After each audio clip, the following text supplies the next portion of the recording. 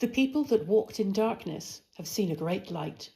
They that dwell in the land of the shadow of death, upon them hath the light shined.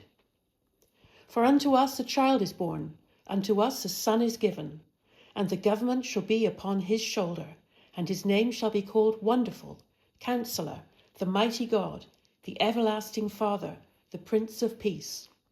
Of the increase of his government and peace there shall be no end, upon the throne of David and upon his kingdom, to order it and to establish it with judgment and with justice, from henceforth even forever.